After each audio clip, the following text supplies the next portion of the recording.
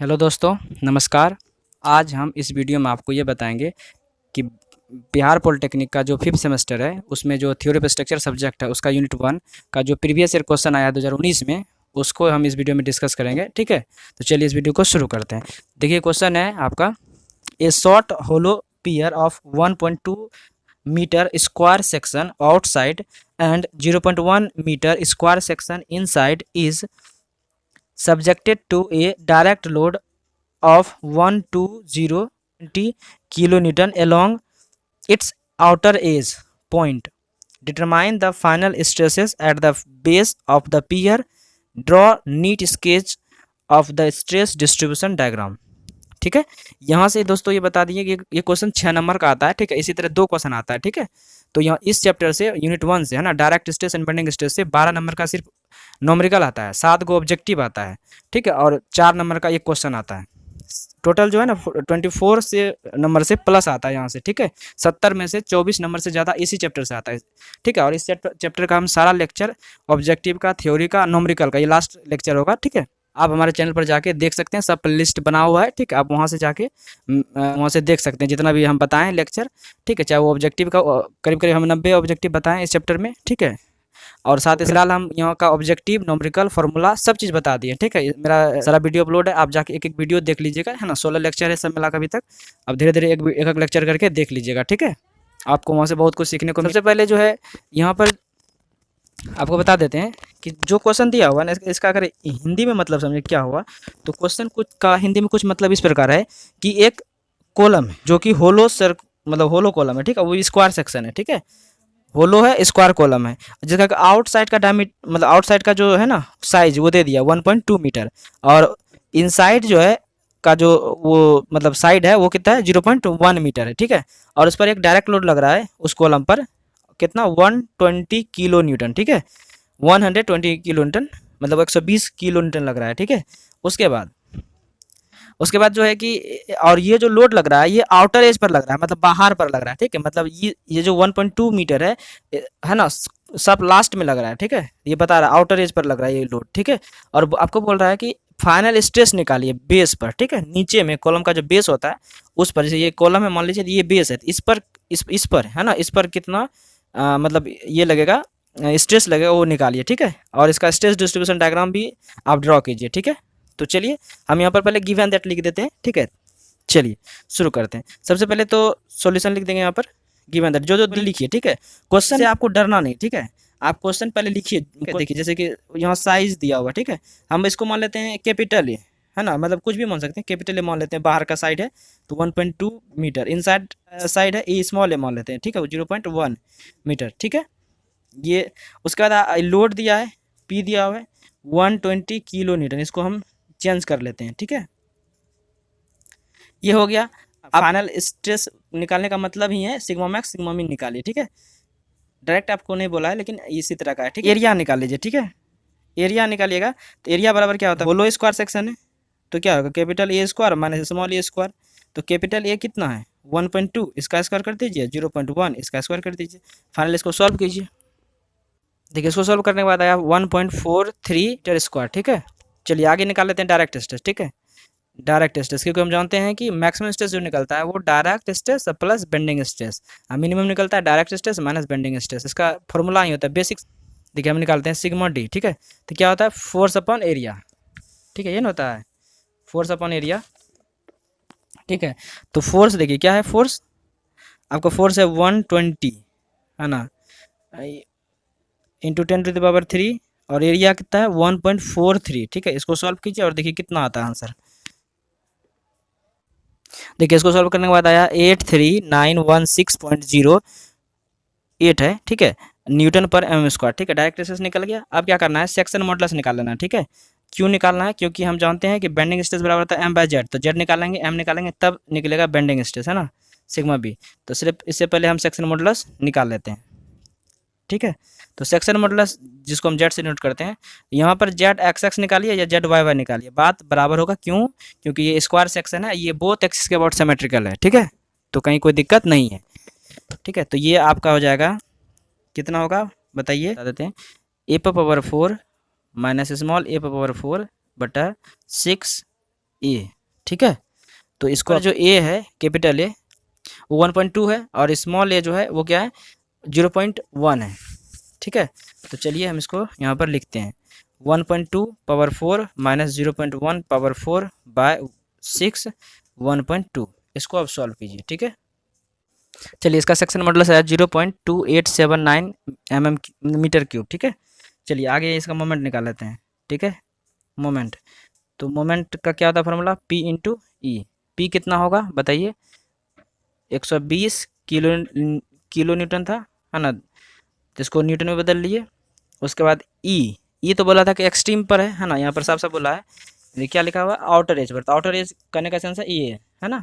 अब ये है इसका आधा, ये तो पूरा होगा ना। इसका अगर फिगर देखिएगा तो कैसा होगा, थोड़ा उसका प्लान देखते हैं, ठीक है।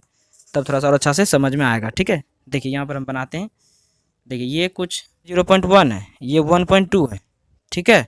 तो ये 1.2 तो टोटल ना है, हमको तो सेंटर से चाहिए डिस्टेंस। तो सेंटर से लग रहा है एक्सट्रीम, यहाँ लग रहा है लोड, है ना। तो ये इसका मतलब 1.2 का आधा चाहिए हमको, ठीक है। तो ये पर फिलहाल जो है ये 1.2 का आधा ई होगा। ई कितना होगा 1.2 का, ई कितना होगा 1.2 का आधा, ठीक है, मतलब 0.6। तो यहाँ पर आप इसको सॉल्व कीजिए। ये आ गया 72000, ठीक है, न्यूटन मीटर। अब यहाँ से निकाल लेते हैं बेंडिंग स्ट्रेस, ठीक है। अब क्या निकाल लेते हैं, बेंडिंग स्ट्रेस मतलब सिग्मा बी, ठीक है। सिग्मा बी बराबर क्या होता है, एम बाय जेड। एम निकल गया, अभी एम देखिए है ना 72,000 है ना, 3 जीरो है। उसके बाद आगे क्या है आपका सेक्शन मॉडुलस है वो कितना है 0.2879। इसको सॉल्व कीजिए। देखिए इसको सॉल्व करने के बाद ये आया आपका 25,086.83, ठीक है। इतना आ गया न्यूटन पर एम। निकाल लेते हैं सिग्मा मैक्स। तो सिग्मा मैक्स कितना हो जाएगा, sigma D plus sigma B. तो सिग्मा डी बताइए कितना था, कितना था सिग्मा डी जो है वो था, यहाँ देखिए ये है ना, ये आया है यहाँ देखिए दिख रहा है, ये वाला सिग्मा डी है ना। ये देखिए डी है, ये वाला जो डी है ना यहाँ है। अब देखिए ये कितना है,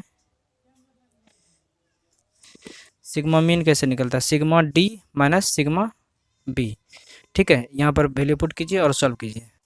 देखिए ये वैल्यू जो है माइनस में आ गया, ठीक है। ये तो कंप्रेस, ये वाला मैक्सिमम जो कंप्रेसिव नेचर का होगा, ठीक है। और ये लेकिन टेंसाइल नेचर का हो जाएगा, माइनस आ गया, ठीक है। जो है डायग्राम बना लेते हैं, ठीक है। इसका डायग्राम बना लेते हैं। इसका जो स्ट्रेस डिस्क को देखिए, ये वाला ये नीचे होगा, ये थोड़ा ऊपर जाएगा क्योंकि टेंसाइल है, ठीक है। ये देखिए ये नीचे है, कंप्रेसिव है, नीचे होगा, ठीक है। वो है 33,402.91, ठीक है। ये होगा और ये ऊपर चल जाएगा, ठीक है। इसको जब मिला दीजिए ये हो जाएगा 166,170, ठीक है। ये मीन निकलेगा सिग्मा मीन। यही बेस पर जो है ना स्ट्रेस कितना होगा और किस नेचर का होगा ये फाइंड आउट करना था, और ये हमने कर लिया, ठीक है। ये कंप्रेसिव नेचर का है, ये क्या है टेंसाइल नेचर का है, ठीक है। आ रहा समझ में, ठीक है। ये है स्ट्रेस, ये बोला था स्ट्रेस डिस्ट्रीब्यूशन डायग्राम आप बनाइए, है ना। यही है stress distribution diagram eight base, ठीक है। ये बोला था बनाने के लिए, ठीक है।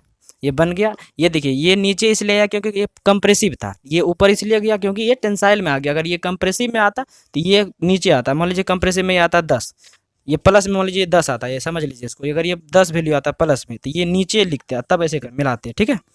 उसके बाद यदि मान लीजिए ये 0 आ जाता तो यहीं पर आ जाते हैं ना, यहाँ से इसको क्या करते हैं, इस वाले पॉइंट को क्या करते हैं, मिला देते हैं ना, एक स्केल से मिला देते हैं स्ट्रेट लाइन से, ठीक है।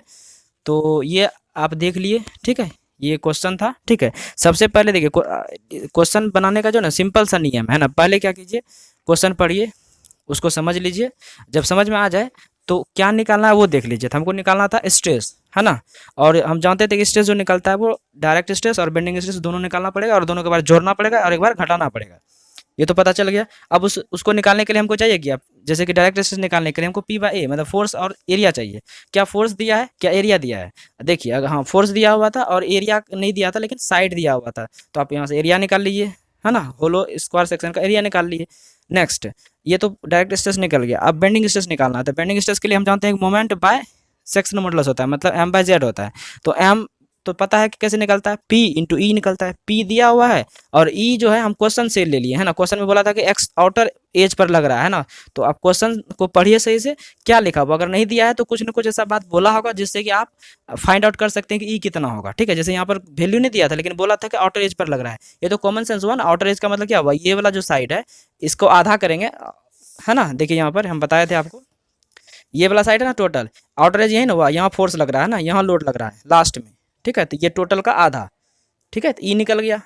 ठीक है, देख लें, ई निकल गया, फोर्स निकल गया, ई निकल गया। नेक्स्ट, उसके बाद जो है कि मोमेंट भी निकाल लिए। अब सेक्शन मॉडुलस बचा। ठीक है, तो सेक्शन मॉडुलस के लिए क्या है कि हम जानते हैं सेक्शन मॉडुलस जो है स्क्वायर सेक्शन का, होलो स्क्वायर सेक्शन हो, ये स्क्वायर सेक्शन हो, वो एक्स एक्सिस के अबाउट या वाई एक्सिस के अबाउट क्या है, सिमेट्रिकल है।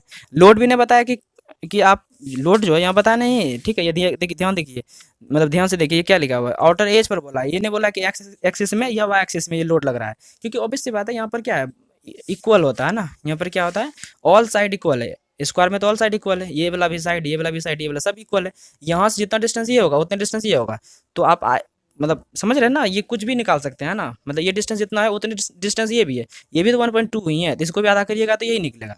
ठीक है, तो कोई भी दिक्कत नहीं होगा, है ना। स्क्वायर सेक्शन में और सर्कुलर सेक्शन में चाहे आप आई एक्स एक्स निकालिए या वाई वाई निकालिए, ठीक है, उससे कोई फर्क नहीं पड़ता, क्योंकि दोनों बराबर होता है, मतलब सर्कुलर सेक्शन में भी और स्क्वायर सेक्शन में भी।